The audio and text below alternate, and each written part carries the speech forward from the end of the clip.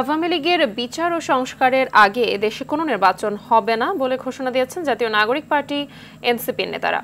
বিকেলে রাজধানীর গুলিস্তানে আওয়ামী লীগ নিষিদ্ধের দাবিতে সমাবেশে এই ঘোষণা দিয়েছেন দলটির নেতারা। এনসিপি নেতারা বলেছেন, আওয়ামী লীগকে নিষিদ্ধ করার ব্যাপারে সরকার ও রাজনৈতিক দলগুলোর মধ্যে টালবাহানা দেখা যাচ্ছে, কিন্তু আওয়ামী লীগ বাংলাদেশে নিষিদ্ধ হবে এই সিদ্ধান্ত জনগণ গত বছরের ৫ আগস্টই দিয়ে দিয়েছে। এরপরও কেউ আওয়ামী লীগকে পুনর্বাসনের চেষ্টা করলে জুলাই যোদ্ধারা তাদের প্রতিহত করবে।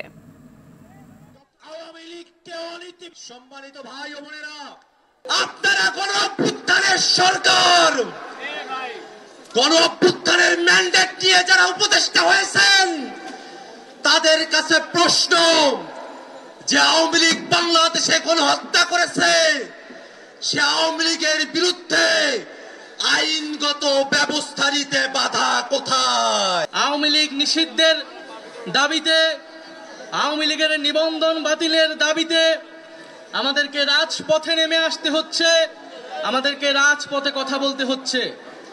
এটা আমাদের সামষ্টিক ব্যর্থতা বলেই আমরা মনে করি।